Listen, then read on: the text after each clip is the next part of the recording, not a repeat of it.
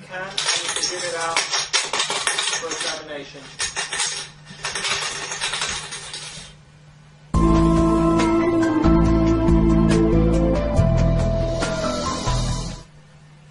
Coin-free Coke can. What you will need is one empty Coke can and two identical coins. Now these coins need to be steel car coins. In England, a 1p will suffice. You won't be able to do this trick with UK 2p's because the 2p won't go through the Coke can hole. So what you would need to do first of all is place one of the coins inside the can. If you rattle it, you'll be able to hear that coin. And that's not what we want to do for this, for the beginning of this routine. So what we'll have to do is hold the coin inside the can with the Wizard PK ring that's on your finger. Now, if you just place the Wizard PK ring on the side of the can, quick upwards movement with the can, the coin inside will attach itself to the ring. So as you can see now, the can is held upside down because the ring is holding the penny inside in position. And then what you do, you place the penny in your left hand. Of course, if you left-handed, you'll do it the other way around. And you will tap the bottom of the can just to verify that the can is solid. And of course, you can shake the can a few times just to show there's nothing inside because there's no noise coming from the can. And then what you do, on a count of 3, 1, 2, 3, you will throw the coin behind the can. And then the coin will attach itself to the ring, to the Wizard PK ring. So if I just show you 1, 2, and you just throw it behind, and it will attach itself to the Wizard PK ring. Now, whilst you do that, at the same time, the coin is released inside, and it's not attached anymore to the Wizard PK ring, so you can shake the can and make a noise. If you do all that simultaneously, what it would show the spectator is that you've penetrated the can with the coin and it's gone inside.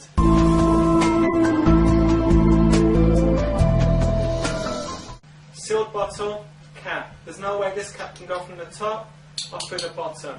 Now 1, 2, 3. The cap penetrates the bottle and you can give the bottle out for examination.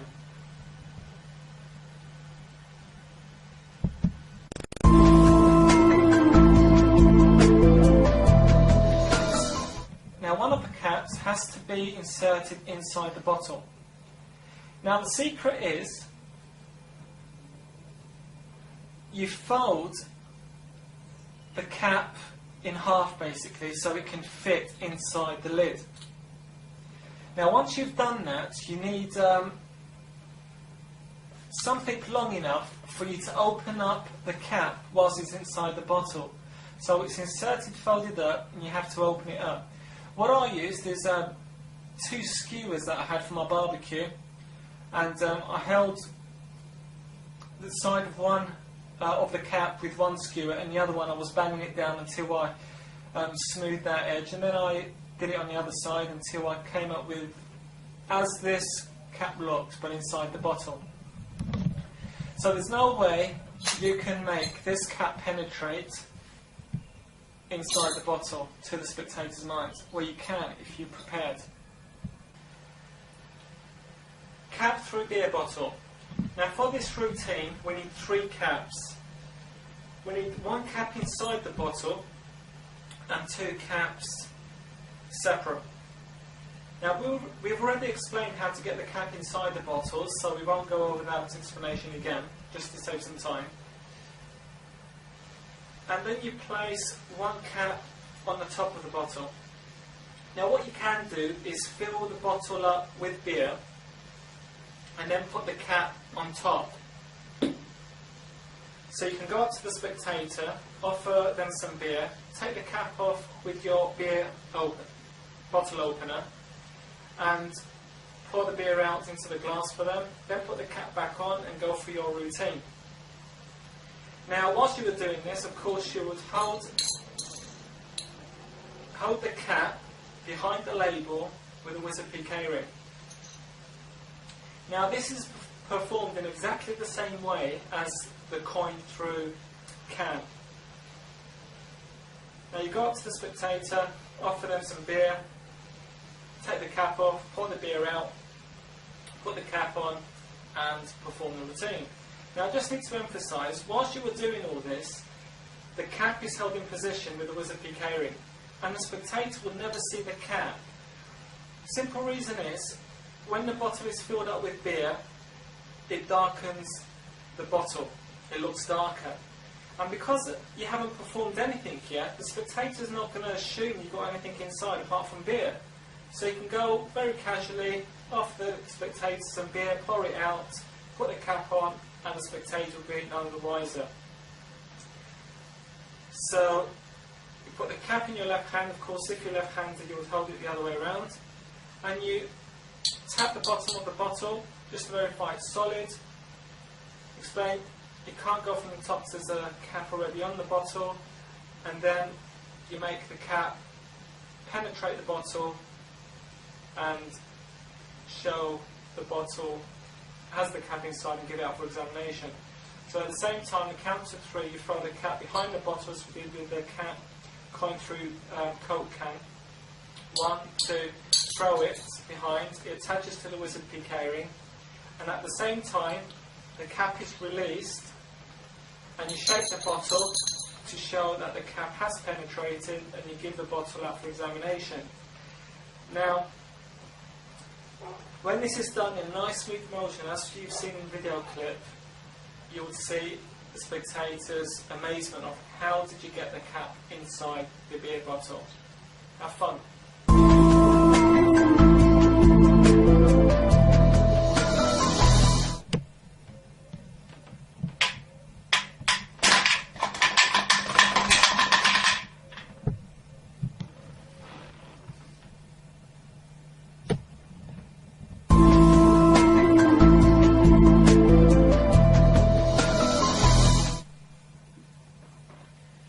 Explanation for a coin through bottle.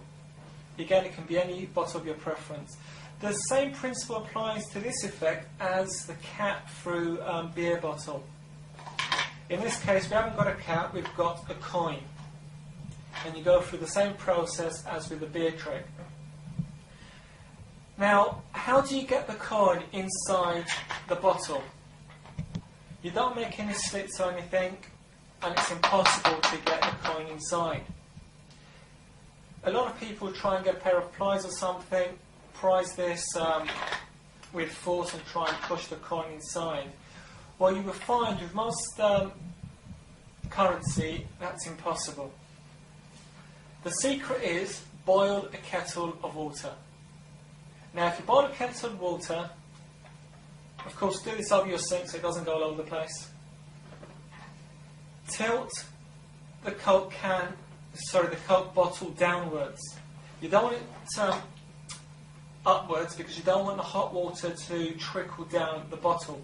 You just want the hot water around the nozzle of the bottle.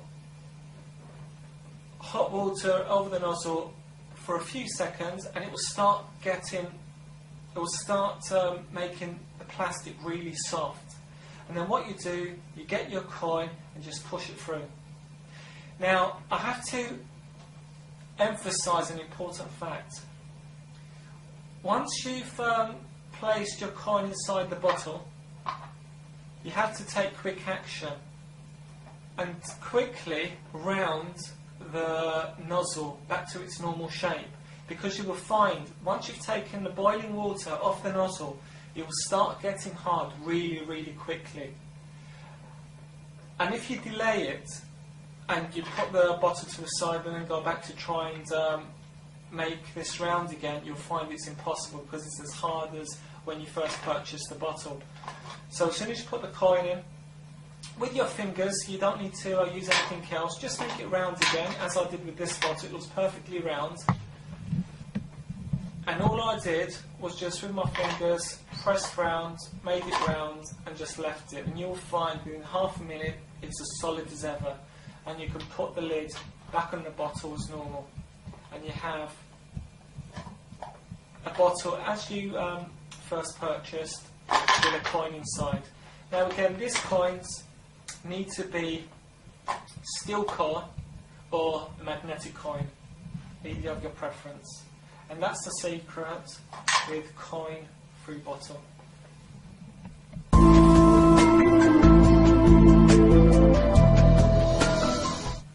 I've got a matchbox here. Inside the matchbox I have a penny. Now I want you to watch closely. I'm going to place the penny on top of the matchbox and I count to 3. 1, 2, 3. I bang on top of the matchbox. The penny disappears and penetrates right through. You have a look. Wow.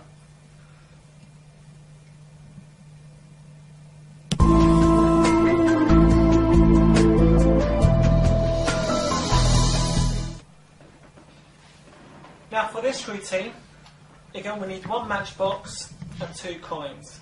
The matchbox again is an ordinary matchbox, nothing gimmicked whatsoever, just tip the matches out and you're ready to go. You also need 2 matching coins. Now one of these coins needs to be attracted to a magnet, either a steel core coin or a magnetic coin. The other one, all it needs to be is a duplicate of the one attracted to a magnet and you're ready to go. Now the preference for size of coin for this effect is a very small one. Let's say this trick can be performed really well with a 1 penny English currency. It doesn't work really smoothly with a 2p or a 10p or anything of that size. I'll show you why and explain to you why later on in the effect. Now the setup for this effect. The magnetic coin, the coin that's attracted to a magnet, is placed inside the box. Close the box.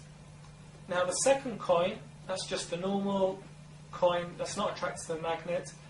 Okay, you can use a penny that's attracted to the magnet because it doesn't bother the effect, but it doesn't have to. You place this coin in between the sleeve and the bottom of the box, just like so. And the trick is set up and ready to go. Now, for the performance, you pick up the box, you rattle it to emphasise there's a coin inside. Now you open up the matchbox, and the way you open up the matchbox, you push your finger, you hold the matchbox first of all on the sides with your thumb and second finger, and open up the box with your first finger by pushing the box open like so. Whilst you're doing that, you're also pushing the coin that's trapped between the sleeve and the box and the case forward as well. Now you come to a stage where the coin starts revealing itself underneath. Now when that happens, you're pushing up, open the case with your left first finger.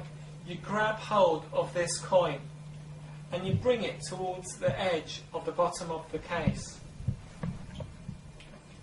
So if I just do that again so you can see the workings of that part of the routine.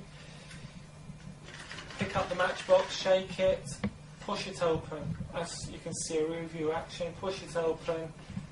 Then as it comes out, you grab it with your first finger, bring it towards the edge and hold it like so. Thumb on top, finger on the bottom, holding the penny in place. Then you get the sleeve of the matchbox and it slides itself between the case and the penny. So the penny goes underneath the top part of this sleeve, just like so. And you hold it in place, you grab it with your thumb on top, so you are holding the penny on the top part with your first finger on the bottom and thumb on top, and you just get this coin that's magnetic, attract it to a magnet and pour it out. So this is the coin that they've heard rattling inside. They have no idea you've got another coin in play. You get the case, you slide it through the sleeve, and as you do that and bring it towards the end, the coin that you held in place underneath is dropped inside.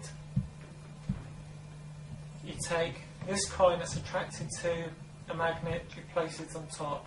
Again, I use 1, 2, 3, and on number 3 I just bang on top. So when I bang on top, the coin's attracted to the VietSub PK ring. I pick up this box and I rattle it to show that the coin has penetrated inside. Open the sleeve and tilt the coin out and leave it out for inspection. Now I'm going to quickly run through this effect one last time. Coin attracted to a magnet inside the box, other coin in between the sleeve and the box. Push it out just like so. Grab the coin underneath like so. Bring the sleeve underneath, hold it in place. Tilt the coin out. Close the case. Coin drops through. Place the coin on top. Bang it. Disappears. And it's penetrated. Take it out. And everything's left for examination.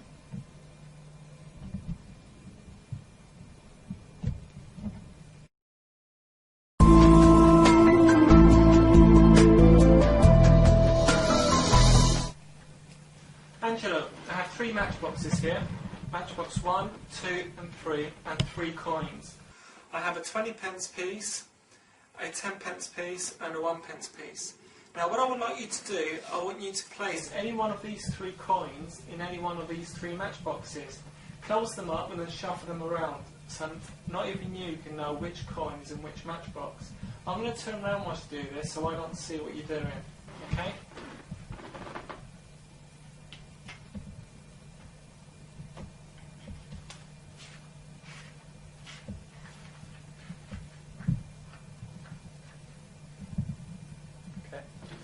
Right, I'm going to use my psychic abilities now to locate the matchbox with the penny. It's matchbox 1,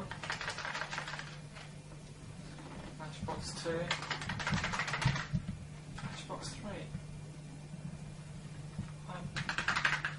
I'm drawn to more to this one. Let's have a look inside. That's the penny.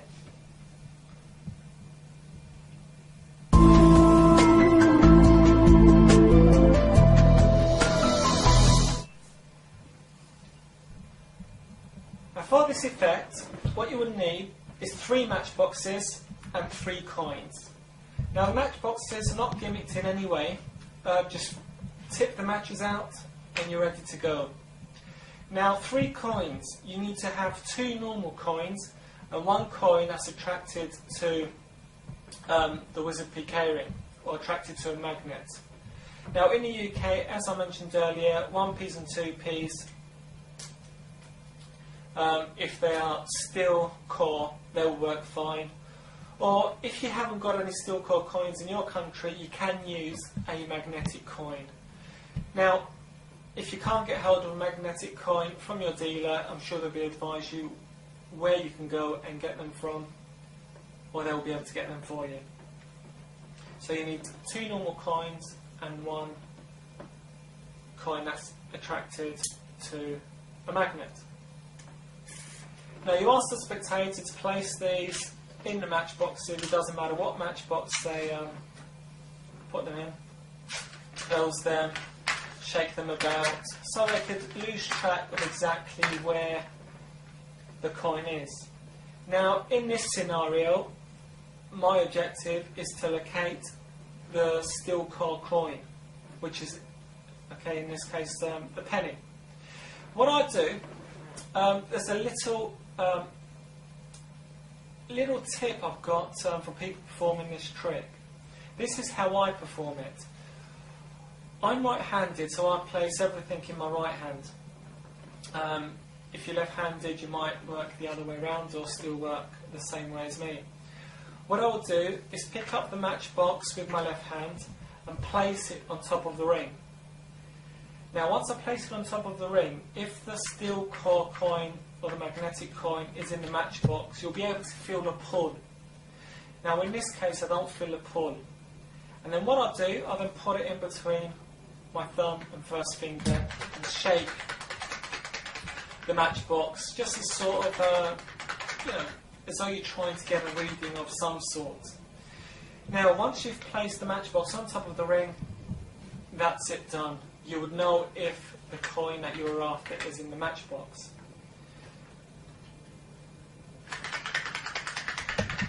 It's not in there either. Now you can see that it's pulling towards the magnet. I know it's in there. So this is what happens. If the coin's in the matchbox, you place it on there, you can feel the pull. So as soon as you do that and you put it in between your thumb and first finger, you know if the coin's in here, which you know in this case it is, you shake it. So by holding it by your tips of your fingers, your thumb and finger, there's no way the spectator would associate the trick being done with your wizard PK ring or your ring, because it's nowhere near it, it's in between these two fingers. And of course you go back, pick up another couple of matchboxes with the tips of the fingers, just for your routine basically, and you'll know it's in here. Just tip the coin out and the trick's done. Now I just want to go over that particular point. If you take the matchbox, leave it on the hand like this and shake it, well, if the coin that's attracted to the magnet is in that coin, it's not going to make a rattle at all. It's going to be a bit suspicious that nothing's rattling. So that's another reason why as soon as I place it on the ring, I feel the pull. Then all I do is just with my thumb and first finger, I hold tight towards the end, then I just push them forward and they disassociate from the magnetic ring and just shake them like this. Of course, you don't need to use the currency I've used. You can use any currency you like. As long as one coin is attracted to a magnet, this trick works. And that's the secret between the trick with the three matchboxes. Have fun.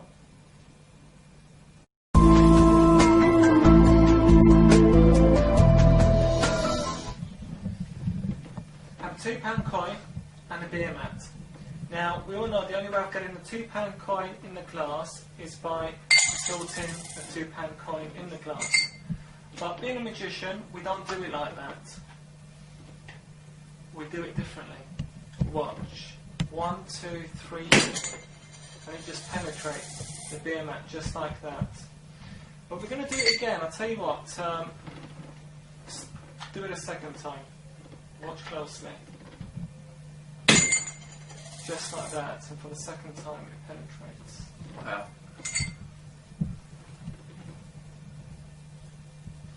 Amazing.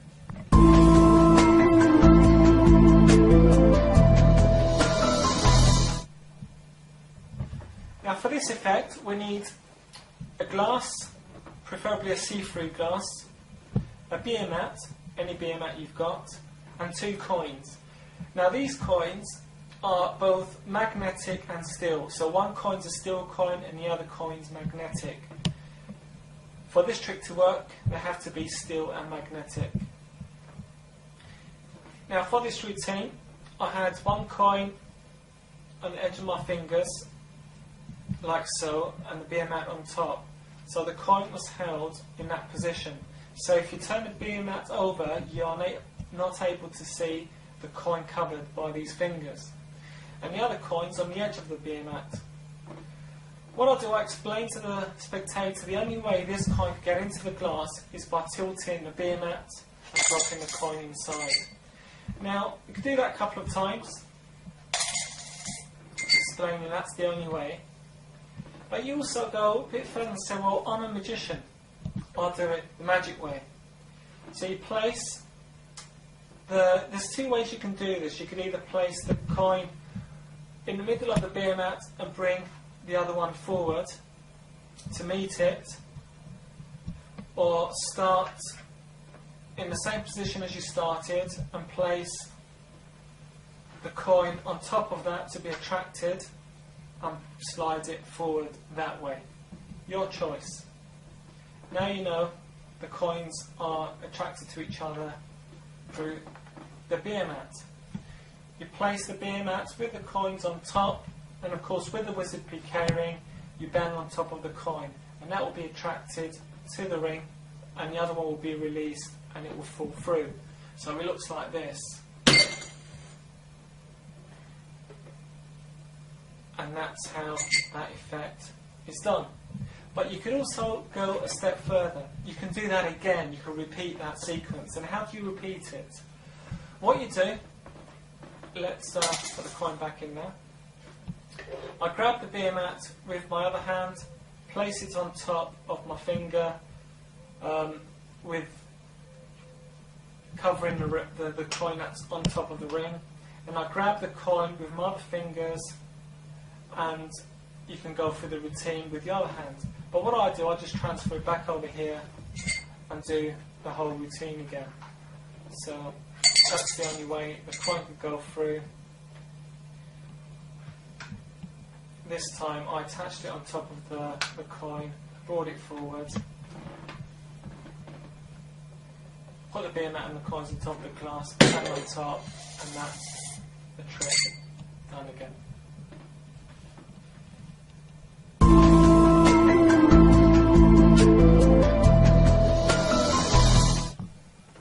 Angela, have you ever wondered how magicians bend cutlery or stop time? Yeah.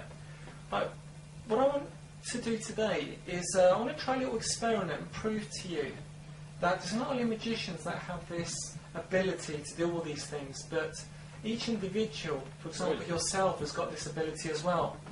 Now, we need something for this experiment. I'll tell you what, let's borrow your watch. Can you take your watch off? Can I have it, or do you want it back? I would like it back. You like it back? Okay. Now, I just want you to look at your watch. I don't know if you've examined it closely. You have got this small dial just moving around every second of the minute around the watch. Yeah? Now, what we're going to do, I want you to just visualise that slowly grind into a halt. Now, when you're ready, I want you to command it to stop. Command it with so much mental power and see what happens. Let's just try this little experiment. You ready? Stop. Stop. Oh, you see what you've done? See, it's not only magicians, it is you as well. I tell you what, let's bring it back to life. Now, just visualise it starting again. And when you're ready, say start. Command your watch to start ticking away again. Bring it back to life. Stop. Wow. What you've done. How did I do that? Just, you've got abilities you don't realise you had. Wow.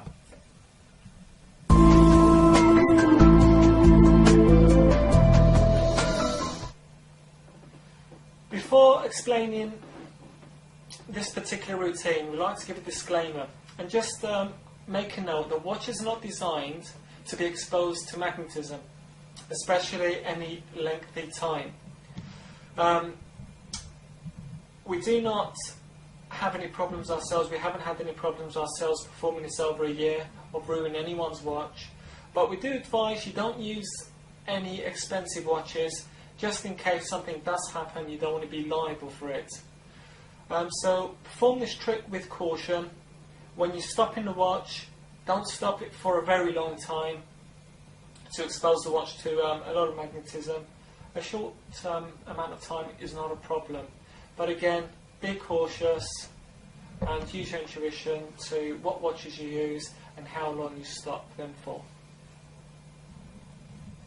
Now, this trick is one of the best tricks, in my opinion, you can use with the WiZub PK ring. You can go up to a spectator, borrow something from them, for example in this case their watch, stop time. They can't figure it out. How did you stop my watch? Well, you know, it's the WiZub PK ring. How do you stop their watch? Well, very easily. All you have to do is place the watch on top of the ring. Now, as you can see, the small hand is spinning around second by second. Now, to get your bearings of exactly whereabouts on the back of the watch to place the ring, I would say somewhere around the middle. If you place the watch on top of the ring, somewhere around the middle, you will see it stop. By taking the ring away, it will start again. That's all the secret is to this fantastic trick. Very easy to do, very impromptu. As long as you've got your WiZub PK ring, you can perform this effect. Again, be careful when you go up to a spectator and you ask to borrow their watch. Just try and take notice exactly what kind of watch they've got. If they've got a Rolex, I would shy away from borrowing that person's watch. You don't want something expensive that can create magnetism, and then you end up with a bill because you stopped their watch and you have to repair it. Have fun with this routine.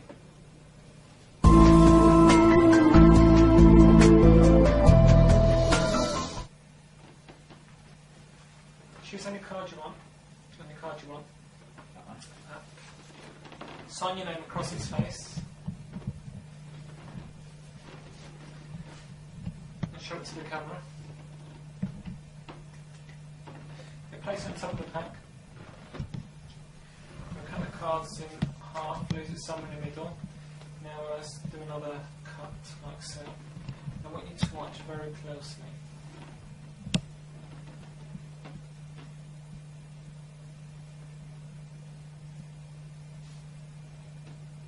Just command it to move to the side. Is that your card? Yeah, that's amazing. 6 of clubs.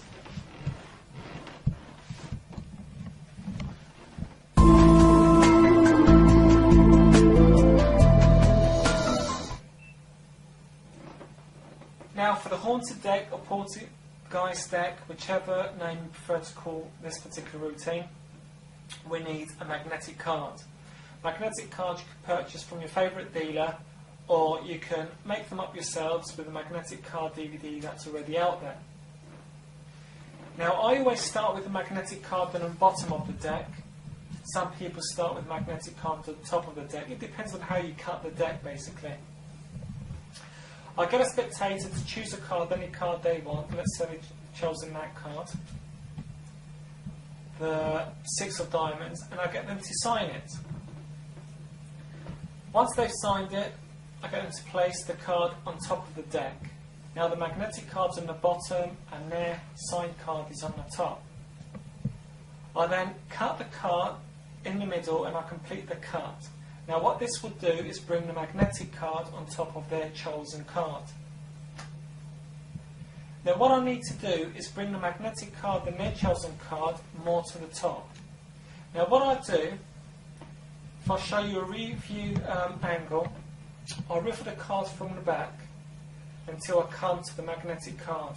You're able to fill the double card, just drop down, and you know to just riffle a few more cards and then cut the deck there. So now you've brought the magnetic card and their chosen card more to the top of the deck. Now with a WiZub PK ring you would move the magnetic card, and what that will do is move all the cards on the top and reveal the top card and the remainder pile of the cards, which is their chosen card. So if I just show you, if I wave my hands over the cards like this, you would actually see the cards move slightly. As you can see, the magnetic card is moving all the cards, just like so.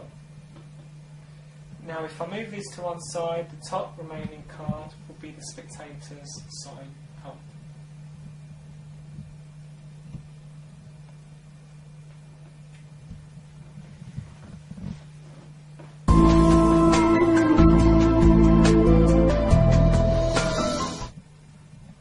Angelo, can I borrow your hand for a second? Can you open your hand like so? I'm going to put the deck of cards in your hand and the 2p piece on top of the pack of cards. Now I want you to watch closely on the count of 3. I want you to tell me also when you can feel something. On the count of 3. 1, 2, 3. Did you feel that? Yeah. How the hell did you do that? That's magic.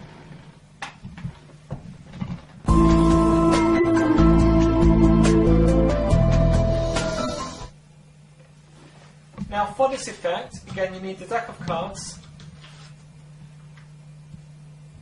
One of the cards in the deck needs to be a magnetic card. In this case I'm using the Jack of Clubs again, one I prepared earlier. Now again, as I mentioned previously, you can purchase them from your dealer or make them up yourself. Now the way this is put into place, I'll have the magnetic card on the bottom, and I'll place the whole deck with the magnetic card on the bottom inside the card case. So the magnetic card is down here. What you also need is 2 steel coins. The reason you need 2 is because one's going to disappear and the other one's going to appear inside and drop inside the glass. Now in the explanation, in the trailer that we showed you the trick being performed to the spectator, I performed the effect in the spectator's hand. You can perform it in the spectator's hand, or you could also perform it in going through a glass. Whatever you prefer, it's your choice. Now, with the magnet on the bottom of the deck, you place the whole deck on top of a steel coin, and it will be attracted to the magnet through the card case. And that's hidden all the time. So the spectator never sees that coin. So what you do, you get the whole deck, you place it on top of the glass, and you put the other steel coin on top of the card case. Now what you do, on the count of 3, 1, 2, 3, you bang on top of the coin, that's attracted to the magnet, and the other coin is dropped into the glass with the force of the bang is released from the deck. Now if I just show you 1, 2, 3, if I bang on top of the coin, the one that was on the bottom is released and the one on top is attracted to the magnet.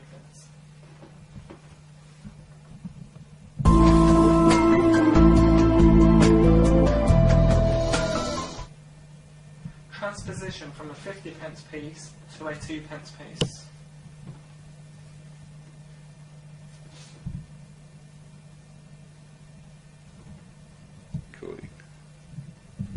Transposition from a 10p piece to 1 penny. It's really, really good.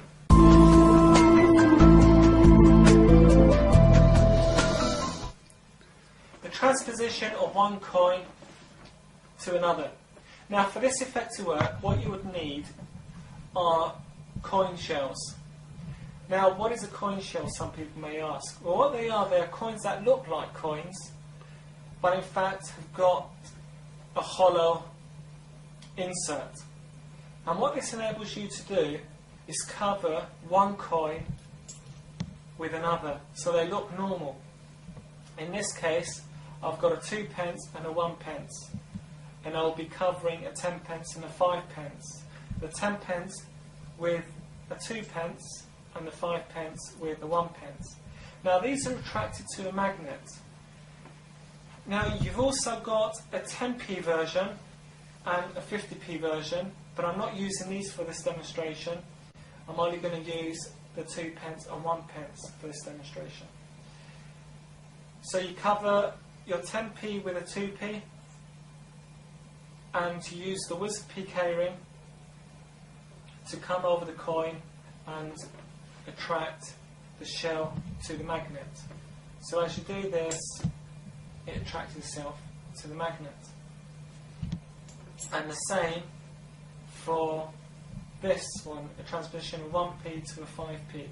Wave your hands over, come close with the magnet, and it steals the penny onto the ring.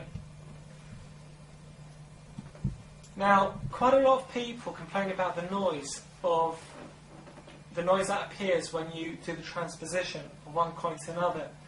And no one's actually come up with a solution of getting rid of this noise until now.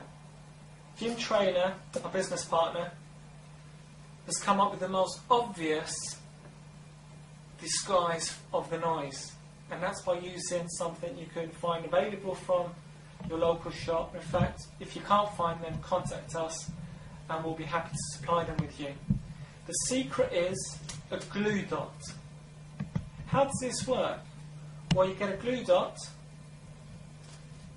and you spread it on the underside of your ring, like so. Of course, I've already had one in place there, just to eliminate the second phase of getting a second glue dot and spreading it over again. Now, when you do the transposition and you bring your hands over, it doesn't make a noise. That eliminates that click that you hear with the transposition. Use a glue dot, you've got no problems whatsoever.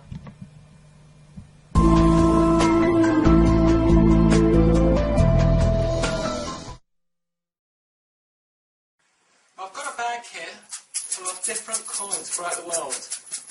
Now, what I want you to do, I want you to put your hand inside the bag, shake the coins around a bit, and just randomly pick any coin you want, without looking, of course. Okay?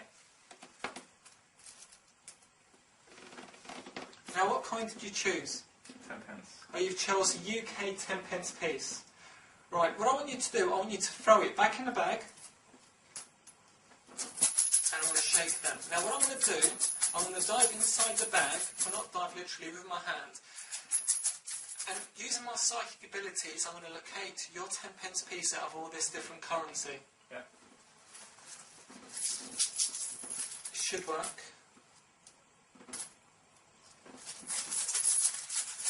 Here you go, I think, yes, that's it. It's good, isn't it? It'll be 10 pence. Alright, I'll let you in to see. I've been caught this time. I have to be honest with you that all the coins are 10 pence pieces. But we take this one step further, okay? Although they are all 10 pence pieces, what I want you to do is sign your name on both sides of this 10 pence piece.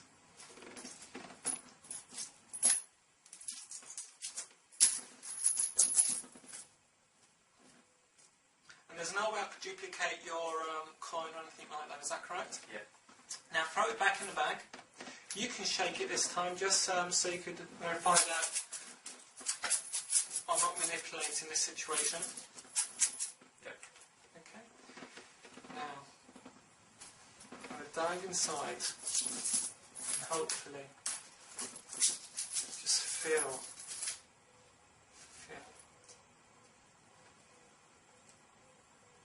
That's your coin.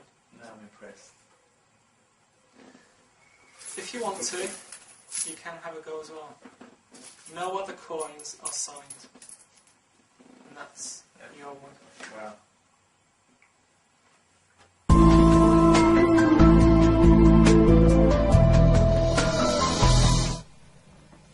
Now for this effect, you need any small bag. Oh, I think this bag's about an average size for this effect. You don't need something too big or too small that you can't put your hand in. But for your information, this is actually one of my old egg bags, and I found it's the right size and I could perform this trick really well with it. What you also need is about a dozen coins. In this effect I used 11. One of them needs to be attracted to a magnet. Now this is a magnetic 10p. At the same time I've got 1, 2, 3, 4, 5, 6, 7, 8, 10 normal 10p's. So you can't tell the difference between a magnetic 10p or a normal 10p.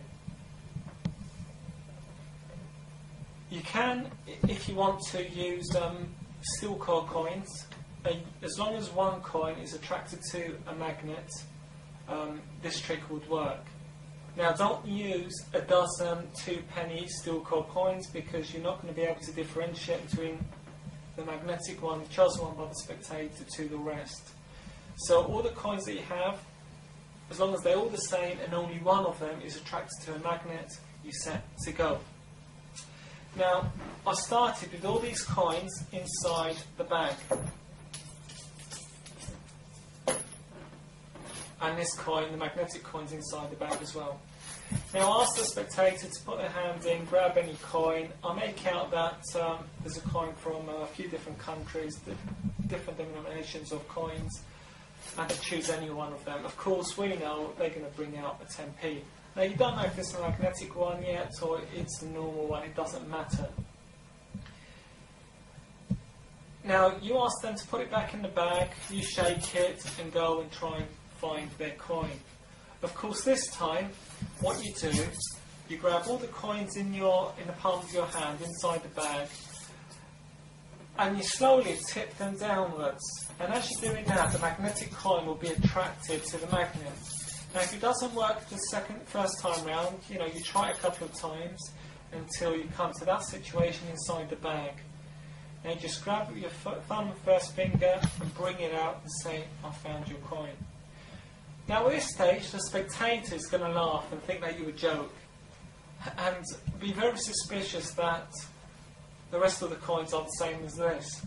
So there's no way you can fail. Of course it's a running gag, it's a laugh at this stage, and you take the trick a step further.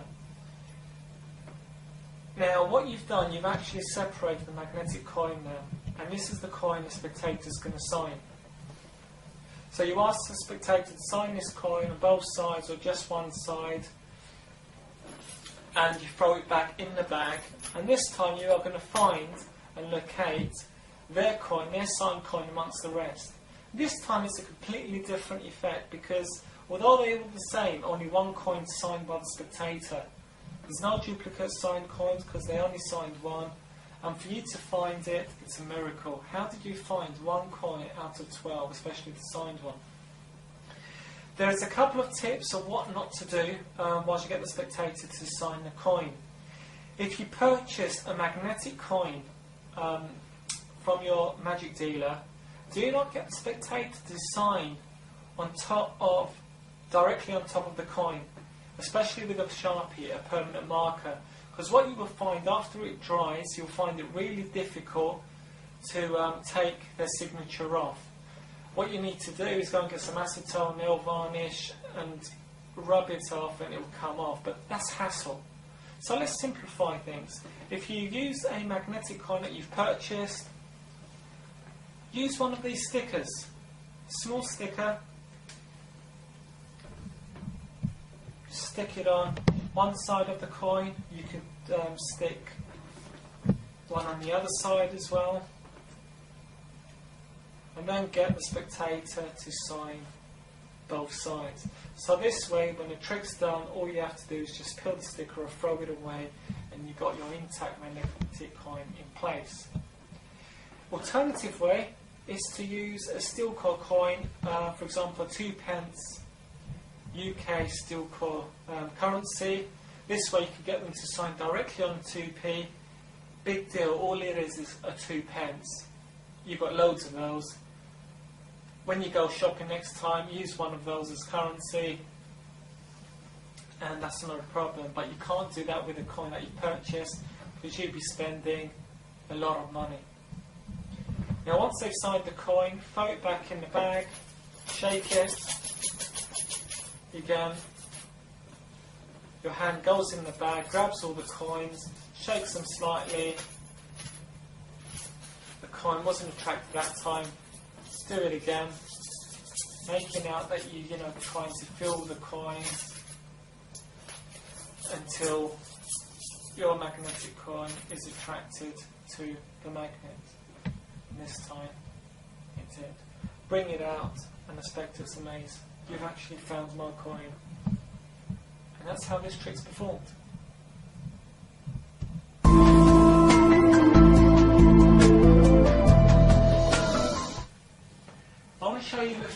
endurance with 2 coins. It took me many years of practice to get this right.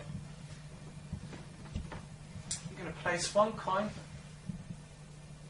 between my fingers. I'm going to balance this coin on top of the other coin. I need very stable hands. And watch it balance. And I'll tell you what, I want you to have a go.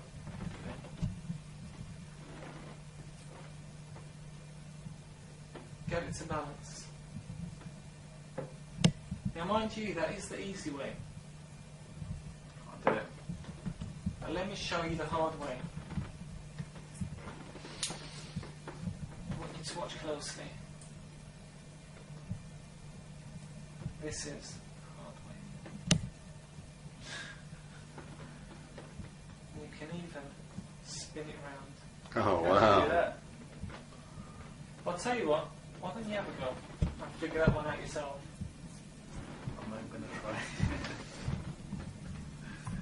That's really good.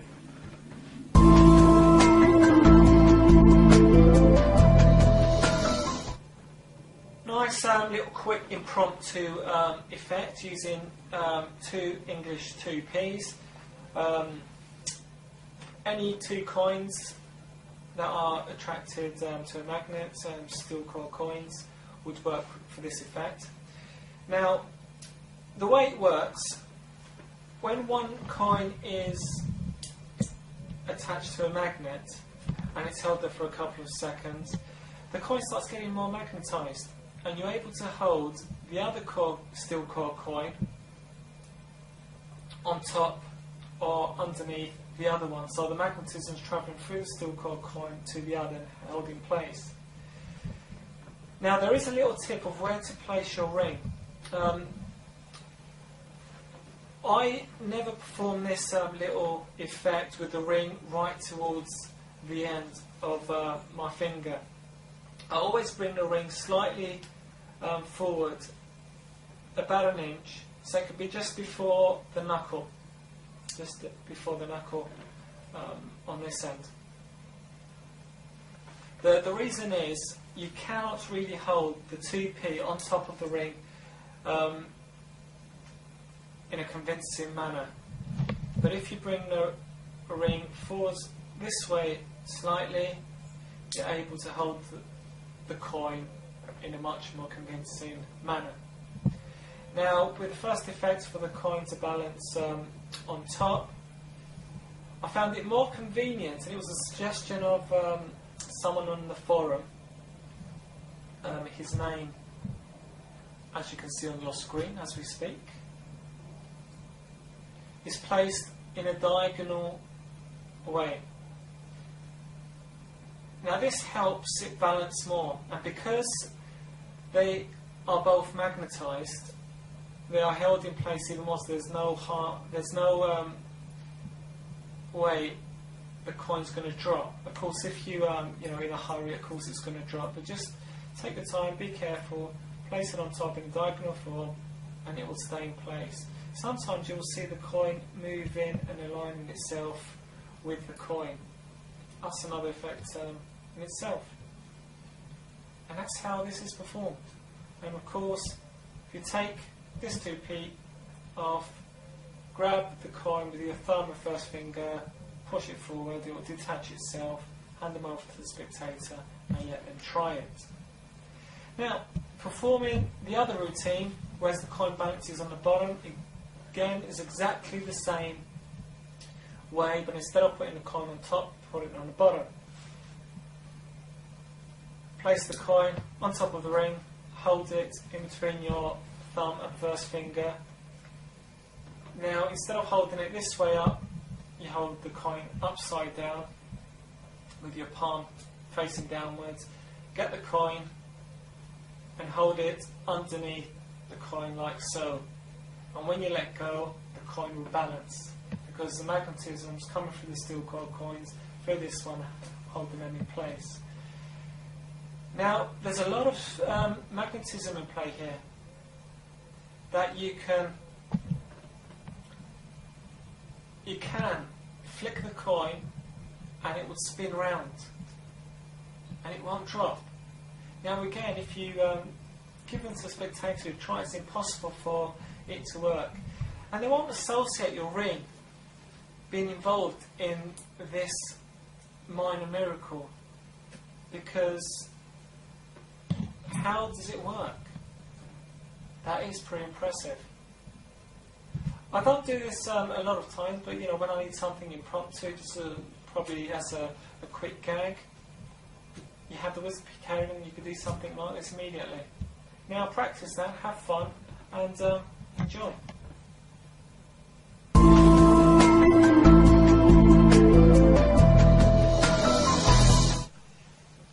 Angela, have you got a note I can borrow? Yeah, I've got a £10 note. So can I borrow it for a second, please? I'm not going to get it back. You are? I'm going to play a little guessing game here. Don't worry, I'm not going to keep your money. You're going to roll this in a ball. And the objective of this is for you to locate the £10 note. There's nothing in the cup. It's a £10 note in the cup. Yeah. Now, where's the £10 note? It's in your hand. In my hand, that's correct. Now, I need you to tell me where the ball is now. The It's in your hand. £10 note? Correct. Now, where's the £10 note now? Still in your hand. If you watch closely. Believe it or not, it's not here either. Open the palm of your hands and I want you to just count to 3. 1, 2, 3. You see that? Or how?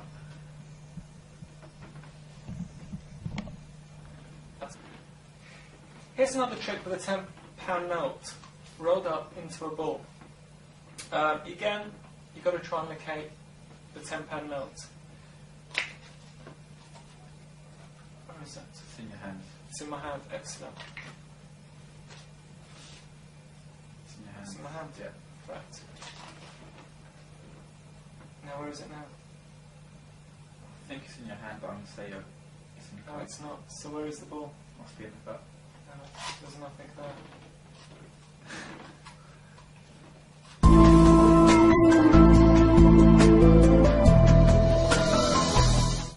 Explanation of chopless chop cup. Now this explanation will give you the basis to go away and build up on your cups and balls routines, your chop cup routines, without using of course, a chop cup. In this case, you can use a polystyrene cup with a crumpled up £10 note. Of course, you also need a Neo magnet. This is a 5mm by 5mm magnet. If I just leave it there for you to just have a look at. And what I do, I place this magnet in between these two fingers here, like so. And you can never see it because I've always got my hand like this. And I ask a spectator if I can borrow some currency. So when they give me the currency, I'll place it on top of this hand and turn this hand face up, palm upwards, and then crumple the £10 note over the magnet, like so. So now, I've got a ball which replaces your chop cut ball with a magnet inside. And then you can go ahead and do your chop cut routine with a polystyrene cup and a £10 note. Now the routine you saw me demonstrate earlier is very simple. Again, if you've got the £10 note inside the polystyrene cup, and with the WiZub PK ring, if you place it on the bottom, on the sides of the polystyrene cup with this facing outwards, you can feel the currency inside of the magnet attract to the magnet. And when you tilt this over, it will stay in place. When you let go or move the ring away from the polystyrene cup, the currency will fall out. So a couple of times I just pour the currency in my hand, ask them where the currency is, they would always say in this hand. Now for the third time, I make sure it's attached to the magnet. The currency is attached to the magnet inside, as you can see. And as I tilt it over and steal it, it's still underneath the polystyrene cup and it's not in this hand. Make this disappear, just count to 3, 1, 2, 3, and it could appear inside in the hand. Now I also showed you a different variation of the currency not being in either my hand or the polystyrene cup. Now you perform this in exactly the same way as the routine previously. Place the currency inside the polystyrene cup, attract it with a magnet, you tilt it over, pretend you're stealing it with this hand, ask them where is it in the palm of my hand or underneath the cup, and they will say in the palm of your hand, show it open, empty, nothing there. Then they would say, well, it's underneath the polystyrene cup, lift it up and it's not there. And to prove it's not there, what you would do is steal the currency from inside the polystyrene cup. Now this is very easy to do. What you do is slide this hand, still touching the magnets on the polystyrene to hold the money in place, and slide it down. If I slide it down, you'll be able to see the currency moving as well. So what you effectively do is steal it out into the palm of your hand like so. If I did it facing me, the way I performed it on the trailer earlier, if you have it facing downwards and you slide your hand downwards, the currency is coming into the palm of your hand and you can show that empty as well. So now you've got an empty polystyrene cup and you've got an empty palm. Now this little idea was given to us by Mark Mason from JB Magic. Fantastic and ending to anything.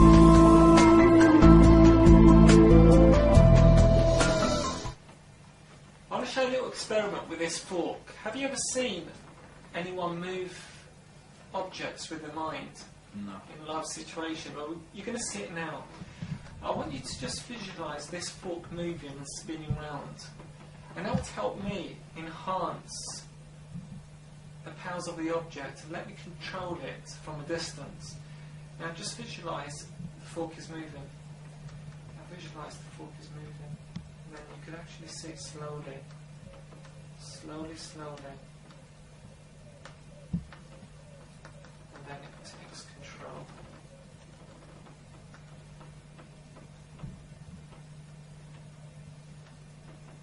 Wow, was I doing that? And that was you.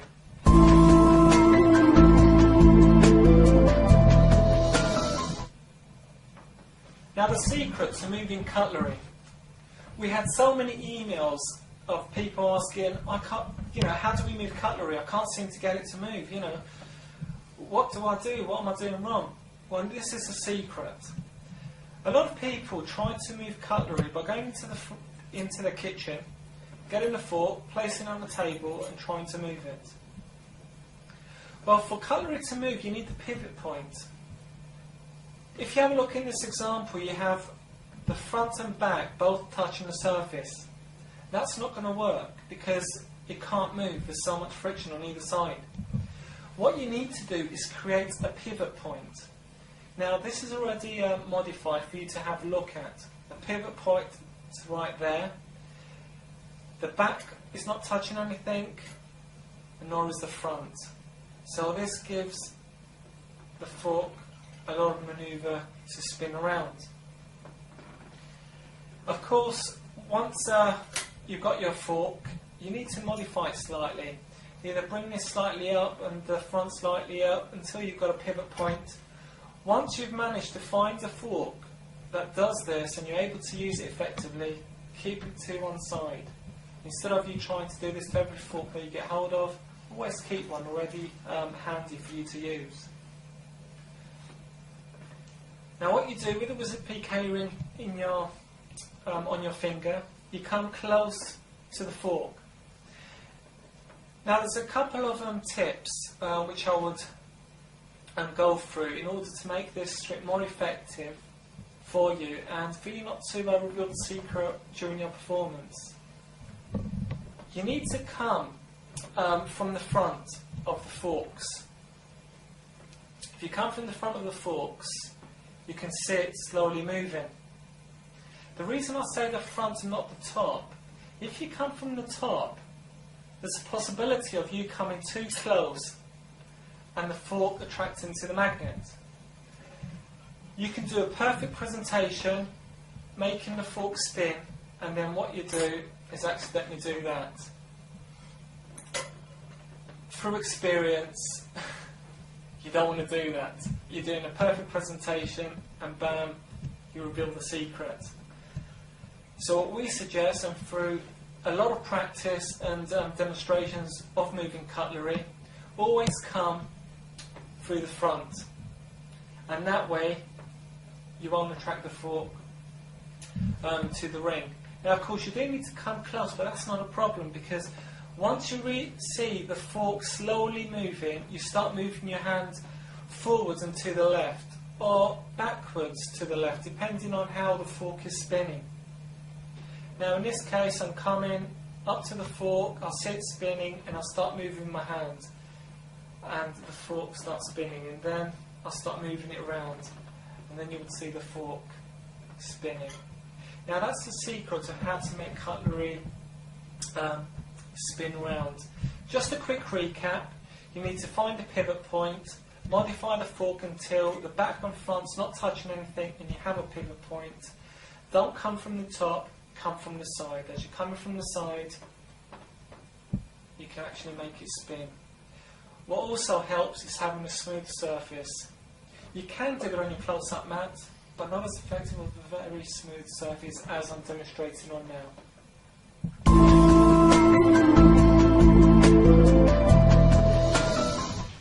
Don't you wish sometimes when you're in a restaurant you could do something really freaky with your food? I'll tell you what, choose any cherry tomato you want. Okay.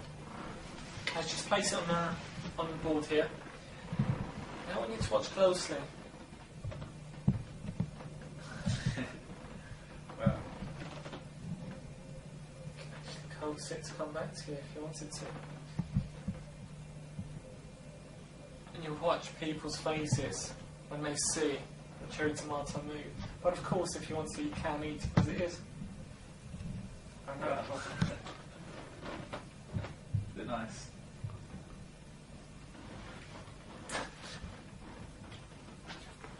It'll be chopped on that cherry tomato. But yeah, it's delicious. Would you like one?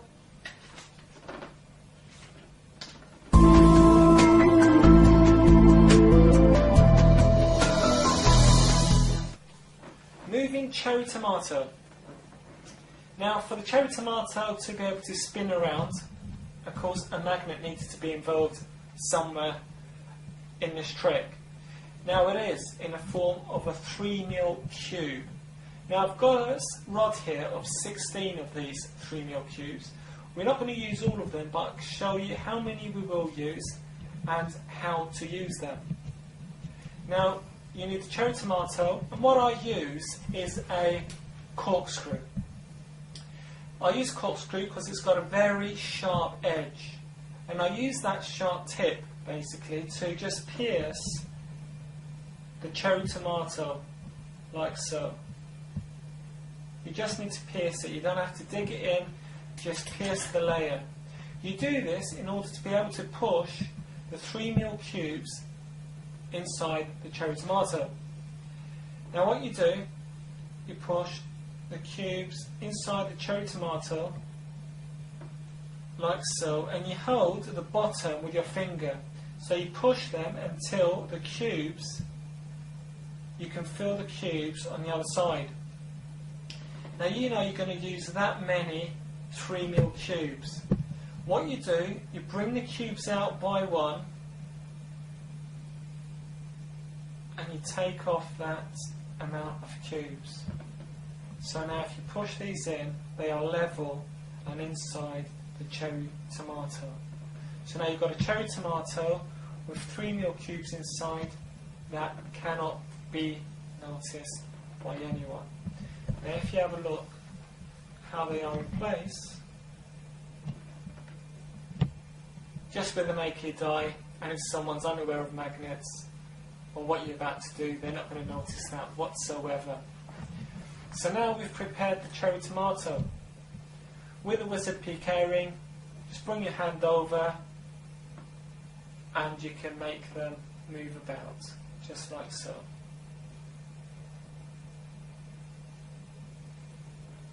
And that's really funny when you're in a restaurant and you pick up a cherry tomato that you've already gimmicked and formed that effect. It just gets a scream. Now, you don't have to use a cherry tomato. In fact, you can use anything that's round. I don't expect you to go and get a watermelon, shove loads of magnets in it and try and make it move with your WiZub PK ring. You know, anything small enough that's able to roll around with the power of the WiZub PK ring and the magnets inside, you're able to do this effect. Now, go and experiment and have fun with whatever you can find that you can gimmick with a magnet inside. If you need any of these magnets, your dealer will be able to supply them for you. If not, there is details on the DVD of where you can get hold of them.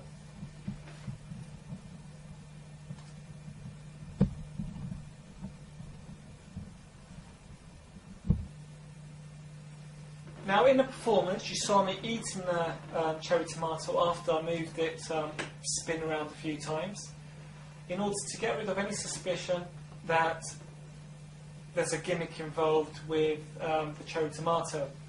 Of course there is, but we're going to get rid of it. The way we get rid of it is by putting it in our mouth, chewing the cherry tomato, and then pretend you're coughing. And as you cough in, you are blowing the magnets on top of the ring. So you steal all the magnets that were in the cherry tomato with the ring.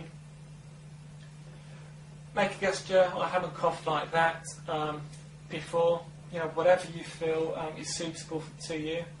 And you've eliminated the magnets. You can eat the rest of the cherry tomato and you're left clean. And the spectators are wondering, how did he do that? Of course, we have to add, we don't recommend you place small objects like magnets inside your mouth. Perform this at your own risk. If you place it in your mouth, we have nothing to do with it. We don't recommend it, but you can if you want to. But if you do, again, perform at your own risk.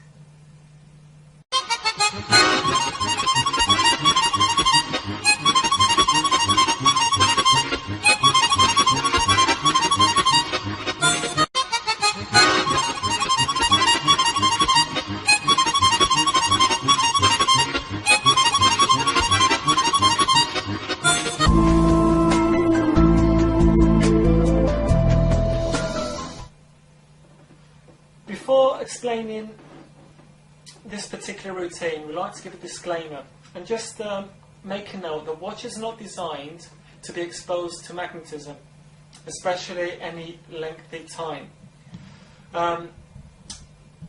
We do not have any problems ourselves. We haven't had any problems ourselves performing this over a year or ruining anyone's watch. But we do advise you don't use any expensive watches, just in case something does happen, you don't want to be liable for it. So perform this trick with caution. When you're stopping the watch, don't stop it for a very long time to expose the watch to a lot of magnetism. A short amount of time is not a problem. But again, be cautious and use your intuition to what watches you use and how long you stop them for. Now, this trick is one of the best tricks, in my opinion, you can use with the WiZub PK ring. You can go up to a spectator, borrow something from them, for example in this case their watch, stop time. They can't figure it out. How did you stop my watch? Well, you know, it's the WiZub PK ring. How do you stop their watch? Well, very easily. all you have to do is place the watch on top of the ring. Now, as you can see, the small hand is spinning around second by second. Now, to get your bearings of exactly whereabouts on the back of the watch to place the ring, I would say somewhere around the middle. If you place the watch on top of the ring, somewhere around the middle, you will see it stop. By taking the ring away, it will start again. That's all the secret is to this fantastic trick. Very easy to do, very impromptu. As long as you've got your wizard PK ring, you can perform this effect. Again, be careful when you go up to a spectator and you ask to borrow their watch. Just try and take notice exactly what kind of watch they've got. If they've got a Rolex, I would shy away from borrowing that person's watch. You don't want something expensive that can create magnetism, and then you end up with a bill because you stopped their watch and you have to repair it. Have fun with this routine.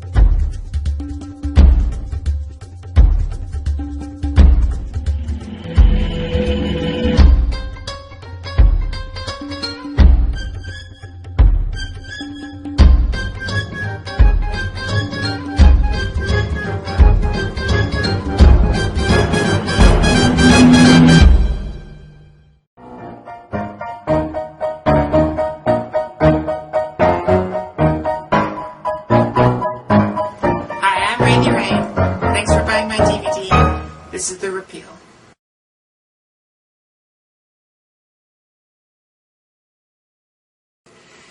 The only store-bought tool that you will need is a pair of wire cutters.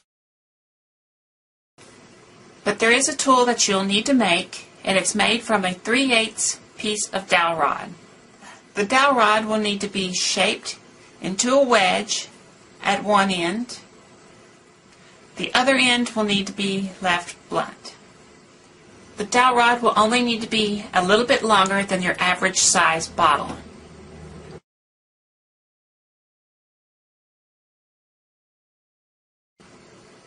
You also need an extra bottle cap, which will need to be gimmicked. To gimmick this bottle cap, you'll need to find the fold, which was caused when it was opened, and you're going to cut the flange on either side of the fold. To cut the flanges, use the small wire cutters, wiggle them around until they break through. Flip it around and do the other side. Once you have cut the flanges, you're now bending the cap backwards until it looks just like this. At this point, you're going to take these ends right here and push them in just a little bit. And you're going to do the same over here.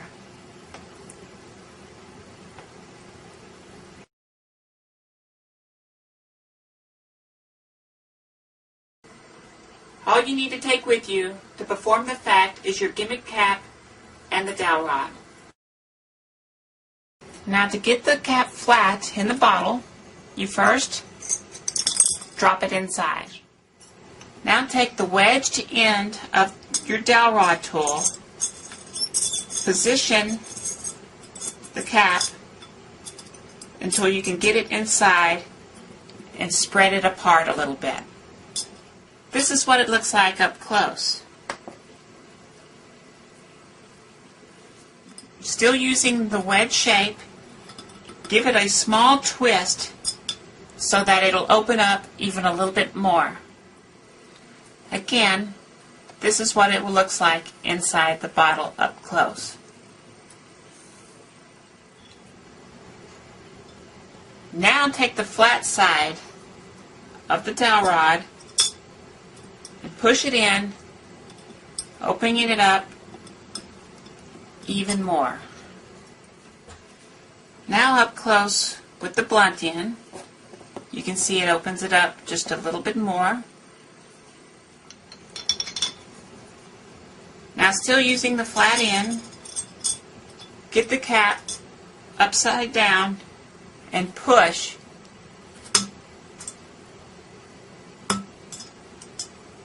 onto the crease until it flattens out.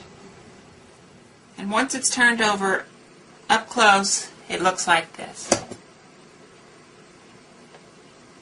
So the cap is now flat inside the bottle.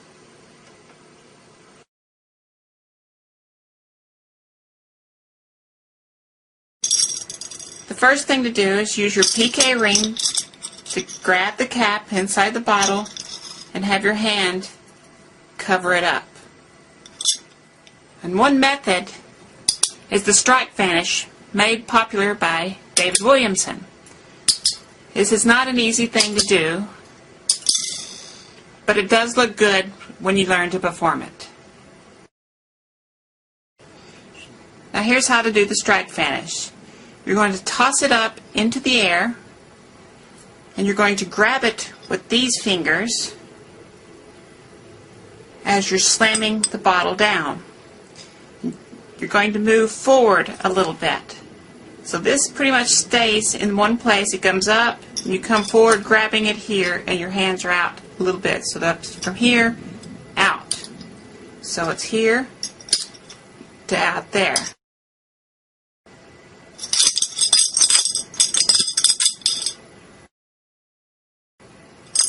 Now you can show the cap in the bottle, and you can turn it upside down, and you leave this cap connected to your ring.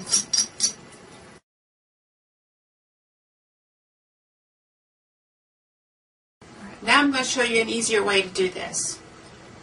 Grab the cap with your ring, have your thumb back here, and hold the cap just like this.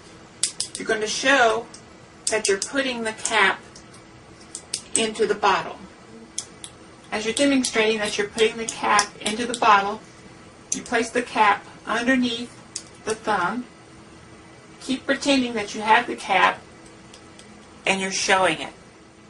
Now take the empty hand, which is pretending to have the cap, and pretend you just slam the cap into the bottle. Now you're going to take the bottle away, bringing your thumb to the ring and letting it connect, turning the bottle upside down, re-grabbing it with that hand, and shake. Well, that's it. That's the repeal cap and bottle.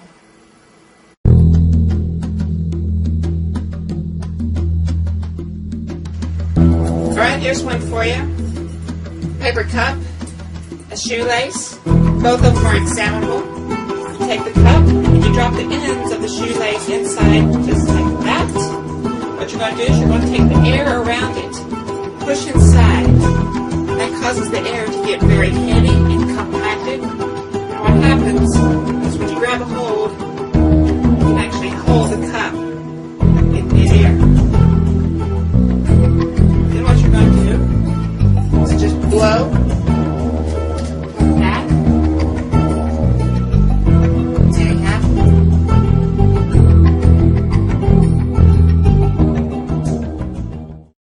Alright, this one came to me from a magician I know named Ash Adams. I changed it up a little bit, basically just by adding a shoelace. What I've done is take a neomagnet and stuck it inside of one of the ends of the shoelace, up against a little plastic piece, no one ever finds it. And you wear your PK ring on a finger that it can slide off of. Here I have it on my pinky. So when I hold the cup and I drop the ends in, the string attaches, one of the ends attaches to my ring. I slide my hand out. I do the heavy air routine. And then when I hold it, as you can see, the ring holds on to the string and the cup stays. Then I come up, I just slide the ring back onto my finger, pretend to blow the air out, remove it, and there you have it. Ash's idea was a little bit different. He used just a knife. Same type of thing though. As the knife comes in, it connects to the ring. You take your hand out. The ring holds the cup magically. As you bring your hand back, slip it back into the ring, and there you have it. The world has changed. I feel it in the water. I feel it in the earth. I smell it in the air. Much that was once is lost. It began with the forging of the great ring by the great wizard. For in this ring was bound the strength of will to govern magic. One ring to amaze and awe. The power of the ring could not be undone. But some things that should not be forgotten were lost. History became legend. Legend became myth. And for 2,500 years the ring passed out of knowledge. Until chance came. The ring snared a new bearer.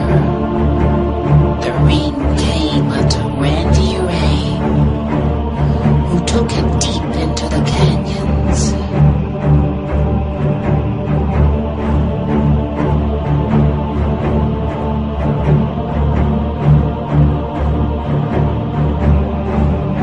Its time has now come.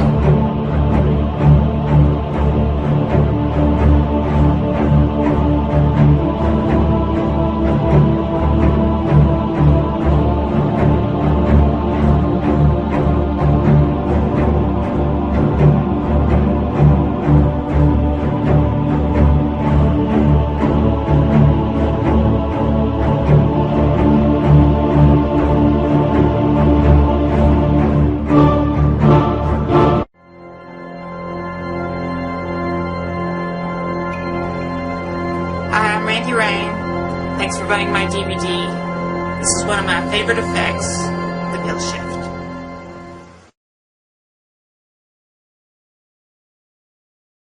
Alright, for the bill shift, you're going to need 2 bills. In this case, I'm using a $1 bill and a $5 bill. You're also going to need a piece of metal and some rubber cement or glue.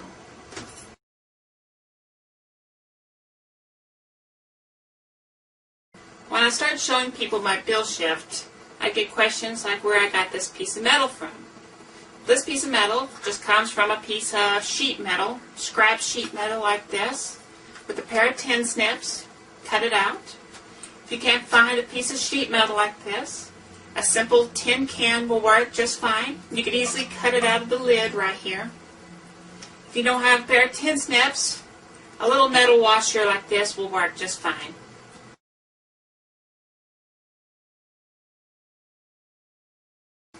There's a certain way you have to fold the dollar bill. The best way to show you how to do it is to turn the bill upside down, have the face facing you and the back facing out. And you're going to start from the left, your left, left to right,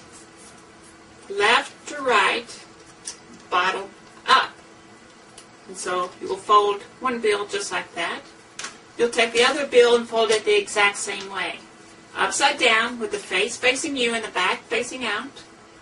You're going to fold left to right, going forward, left to right, going forward, and bottom up, going forward.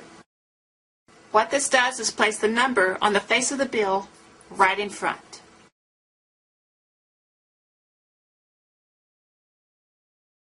When you cut the piece of metal, make sure that it's a little bit smaller all the way around than a dollar bill.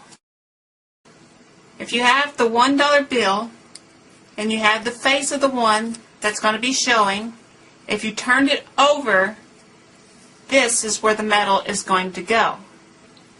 So you take some rubber cement and you apply it to the piece of metal, and you take some and you apply it to the dollar bill. Now you're just going to let them dry. Once the cement has dried, you stick it to the bill just like so.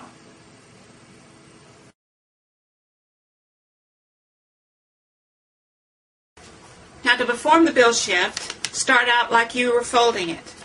The back facing the audience, the face facing you, and the bill upside down. Next, take the $5 bill and put it on top of the piece of metal just like so. Now you take the bill left to right, bottom up just like you folded it at the beginning.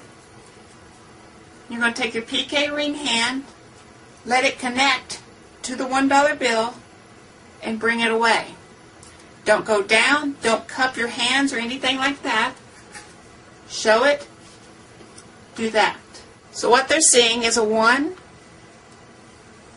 to a 5. Now what you're going to do is open the bill up, show it, and hand it out with your dirty hand.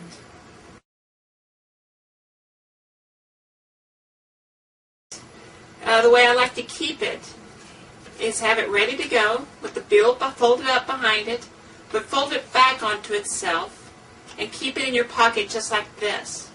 So now you can just pull it out, there's nothing to hide, and you can just open it up and start doing the effect. If you want to, you can keep it a money clip right there to hold it that way. And the other thing is, if you decide to borrow a dollar bill and do a switch, then perform the trick, just remember that you're going to end up losing some money because they're going to think that that higher denomination is now theirs.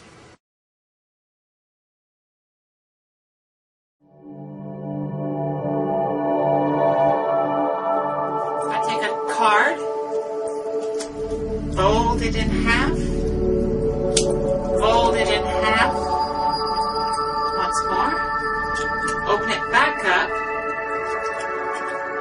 This time we'll take it on these creases, tear it,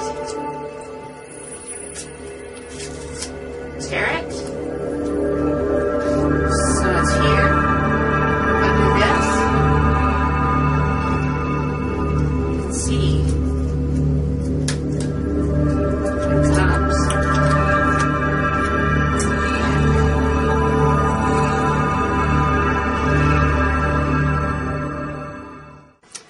This is the same thing as the bill shift. You just take the piece of metal and you stick it on the back side of the card in one of the corners.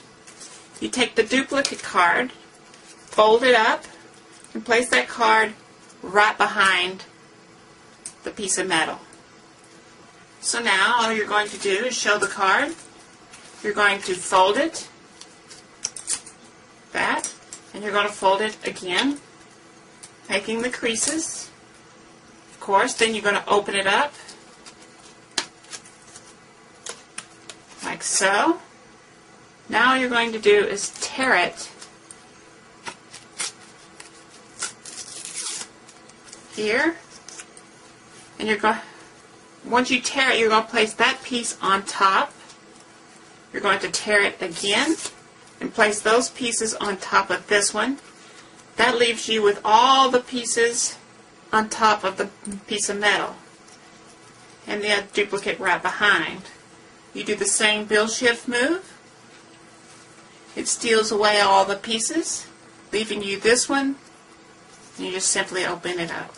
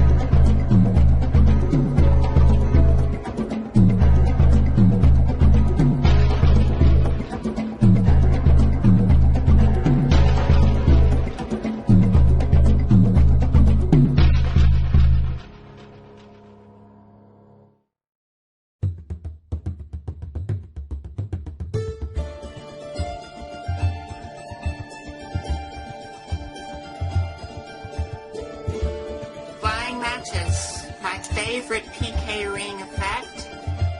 Oddly enough, though, I don't have a full routine for this, but that's only because I do it different every time.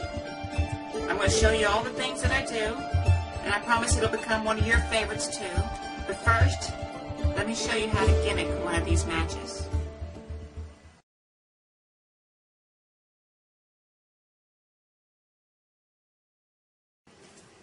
What you're going to need to gimmick one or more of these matches is some rubber cement or glue, a small pair of wire cutters, and some straight pins.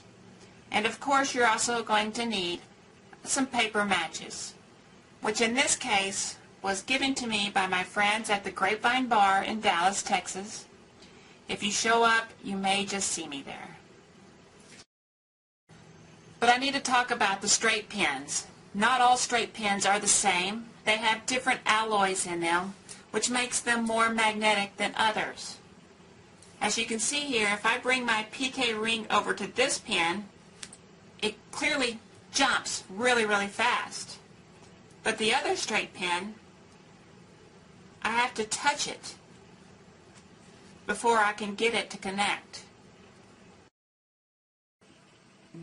To gimmick this match, we're going to shim it with one of these straight pins. And if we was to just take the straight pin and try to stick it into the end, it doesn't really work. All it does is just split open the match. So instead of even worrying about that, we're just going to split it open already. If you take the match, you'll find a little waxy spot right here. Just below that, or even into it, you're going to take the needle straight pin and poke it through. And then you're just going to slide it out. And what that has done is separated the match. Now I'm going to take some of the rubber cement.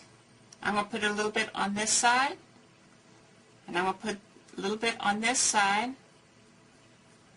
of where the match is open, and then I'm going to let it dry for a second. Once my rubber cement has dried, I take the pin, I stick the point into the head in between the layers, and I close down, sandwiching the pin into the match. And so what I get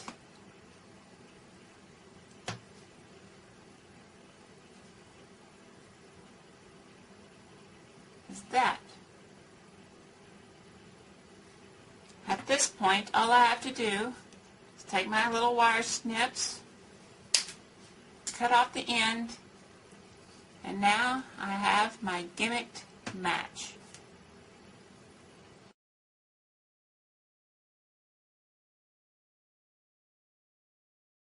What you want to do is to remove a single match from your matchbook and replace it with your shimmed match. Just wedge it in, then you can close it and it will stay. When you're ready to perform, you open the matchbook up, place your thumb on top of the shimmed match, so when you go to pull it out, you apply some resistance so it looks like you've really ripped the shimmed match out. Then you're going to rip out some other matches, and you're creating a huge pile of matches on your surface. And at some point what you're going to want to do is take one of the matches and secretly bend it down and hide it behind your thumb right here.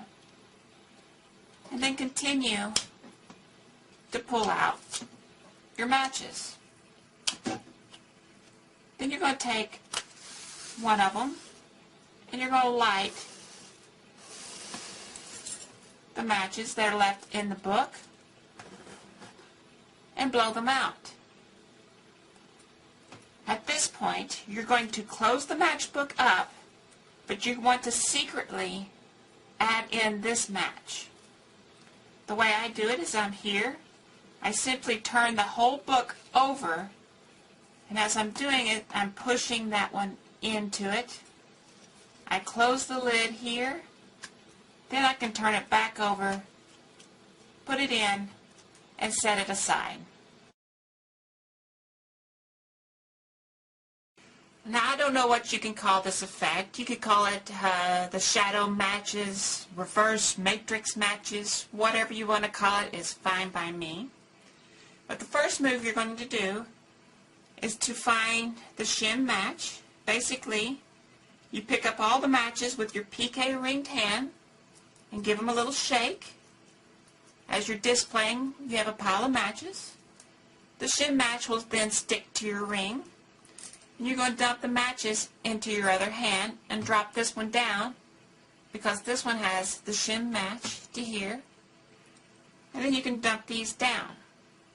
Push them off to the side and just grab 2 matches. Basically, put your thumb on top of one, and you're going to throw the other one into this PK ring hand, so you're doing a shuttle pass, and it looks like you've dumped both matches into your hand, but you've retained this one. So now it's time for the transpositions. You have one match that you're just holding in the non-PK ring hand, and you have the shim match and the non-shim match in your PK ring hand. You set both of these matches down. I like to put one face up, one face down, since the colors are different. And basically I'm going to take this hand and drop that match down while stealing this one away. So what it looks like is this. Once again, this one's in my hand. This is the shim match. It looks like this. And you get a nice transposition. Now with my non-PK ring hand, I pick up another match. And I'm going to do another shuttle pass with it.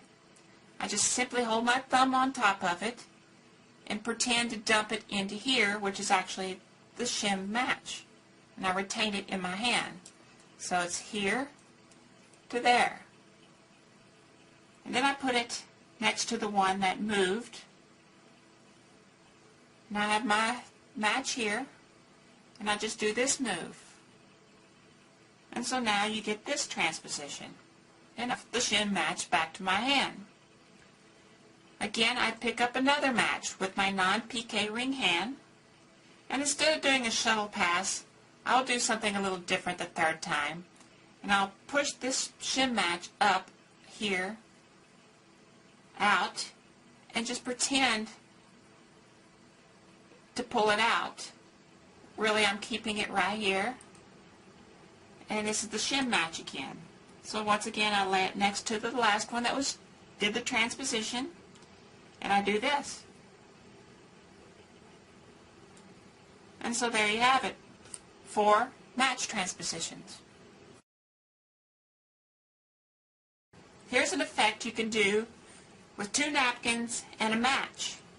If I take the match and I place it in the center of one napkin, and I fold the napkin up, and I seal the match inside, I come over here and I fold this one and seal it by itself. I can do a magical gesture, and what happens is the match is now gone from this napkin, and it now ends up in this one. And this is very simple. I'm using the shimmed match, and as I'm folding the napkin up, I'm stealing the match away. And the way I do it is I use right here the little crotch of your hand, the thumb, and against this, whatever you call that part of your hand, I pinch the napkin there, and as I come over, my hand steals the match away as I'm folding it, and then I fold it up, and I can still move around freely with the match stuck to my hand, and then I'm going to push it forward, and I'm going to come over here and grab this one, and as I'm closing it, I drop the match onto this napkin as I'm folding it up. Your magical gesture, opening them up, showing that the match has moved. This can also be done with multiple matches. So here I have a shim match, a non-shim match, and a non-shim match. So as I fold this one, I steal away the shim match. As I fold this one, I add it to this one. Magical gesture. And of course now there's only one match here, and there's 2 matches there.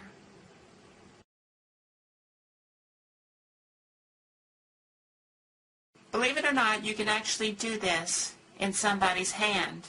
If you place the shim match high in the person's hand, and then physically close the hand for them, you're able to steal the shim match away and they will not know. You can do this with one match or two matches. It really doesn't matter. One can be shimmed and one can be not. And so you steal away the shimmed match. And at this point you can pretend to pull it out through their hand or make it do a transposition, but you can actually use only one shimmed match and there will be like a physical retention left in their hand, and they will be certain that the match is still in their hand and that they can feel it.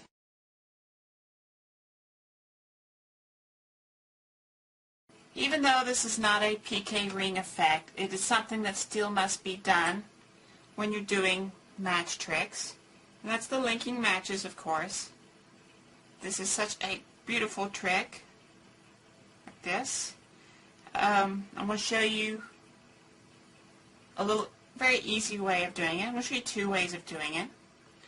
One way is getting your finger wet here, and you can do that if you can ever sneak some saliva, or if you're drinking, take a drink and get the sweat off of the glass or whatever you're drinking from, and then push it down, and it will actually literally stick. It'll absorb into the sulfur and it'll stick and allow you to do this so easily. I mean, there's nothing to it. You can just sit there and do it.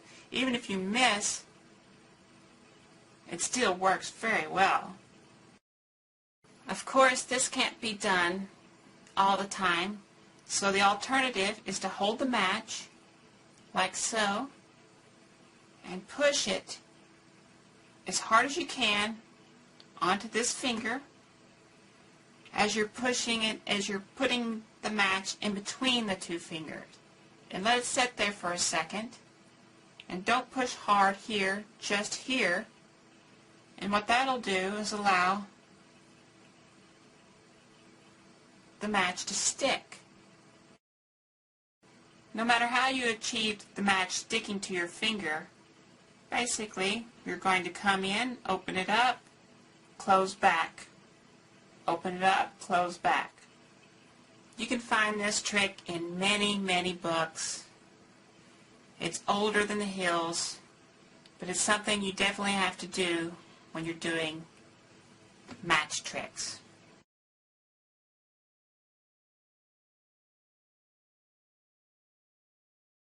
Now there's something I like to do at this point, which I don't recommend you do it. I'm not telling you to do it. If you do it, you're on your own.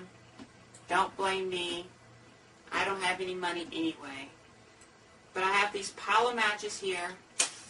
I light them and I eat them.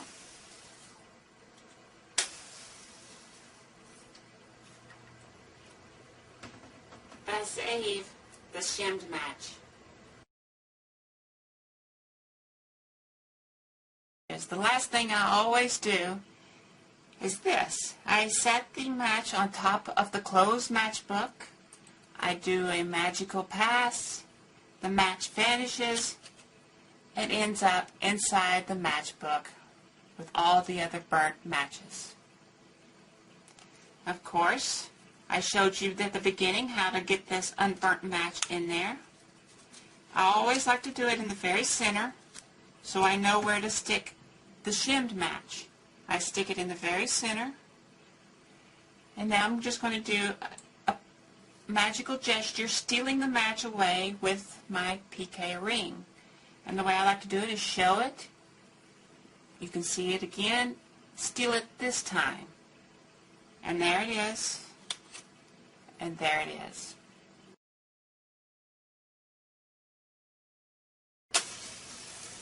Well, that's it. My favorite PK ring effect, the flying matches.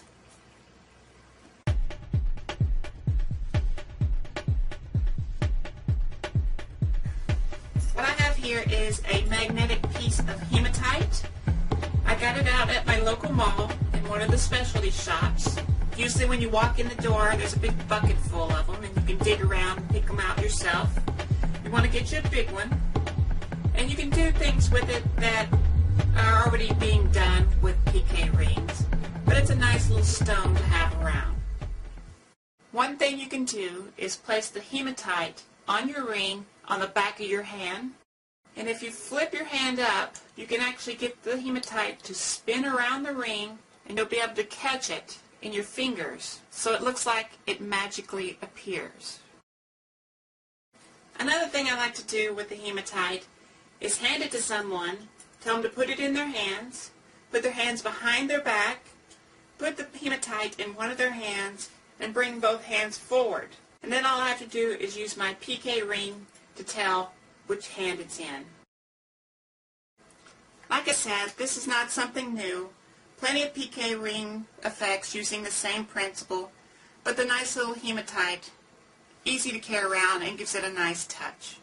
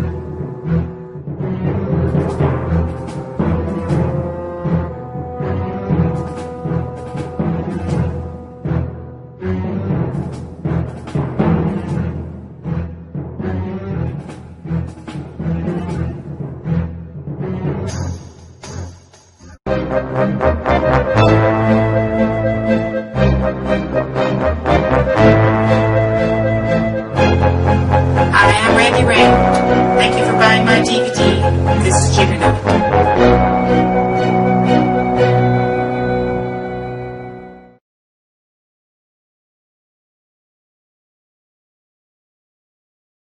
Alright, as you saw in the Juggernaut movie, you saw me use eyeballs. These are plastic eyeballs that I used and put a magnet inside one of them. They worked okay, but they are very noisy. I suggest you use chop cut balls. Chop cut balls work perfect, except you'll have to modify them a little bit. Chop cut balls usually don't have enough of a traction to work through the jigger with the PK ring. What you want to do is separate the weave a little bit, pull out the metal rod or whatever's inside of it, and replace it with a little neo magnet. Push the weave back together and you're ready to go.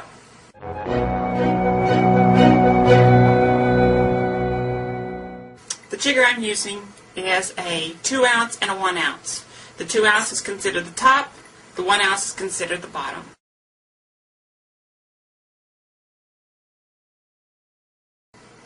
To start the routine, you are going to take the chopped ball and place it underneath the 1 ounce section of the jigger, and you're going to take the non-chopped ball and place it in the top in the 2 ounce section.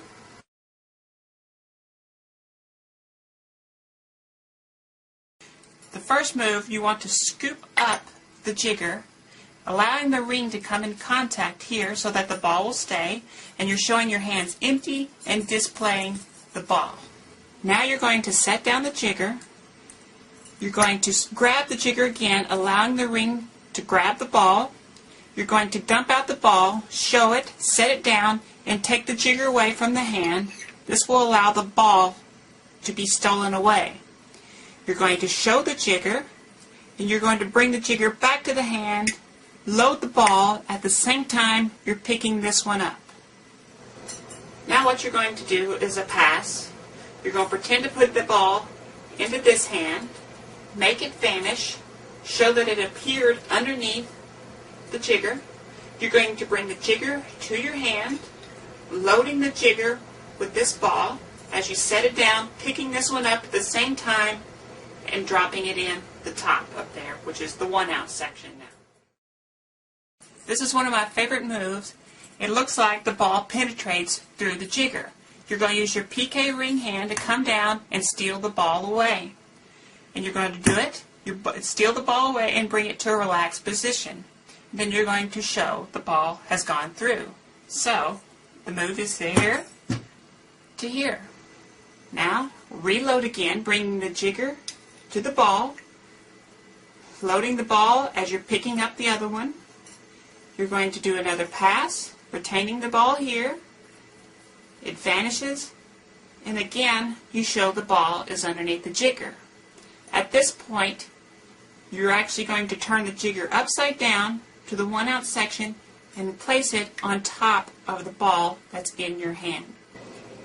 Keeping the hand over the ball inside the jigger, you're going to place it back on top, covering up the ball that was there.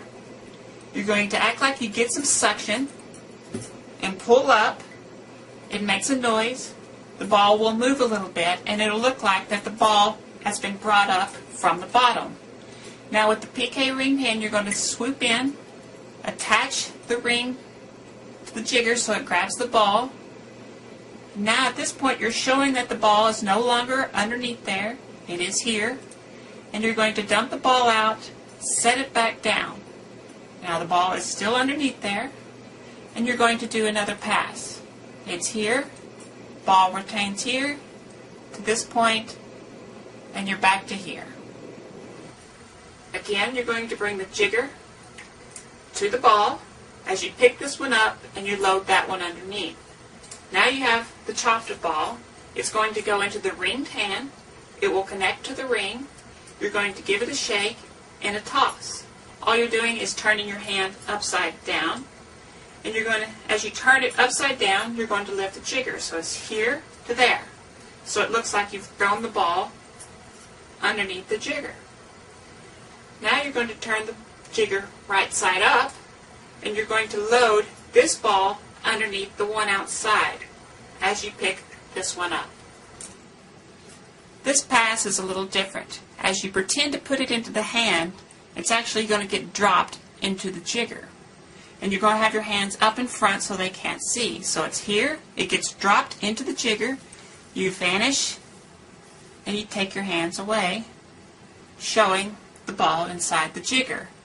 And just like at the beginning, you now scoop it up to show the ball inside, and the other one is being held in place by the ring.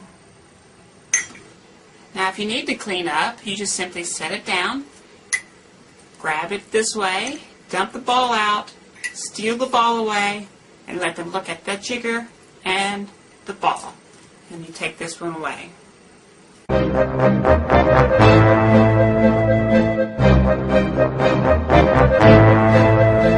That's Jiggernaut. I hope you enjoyed it.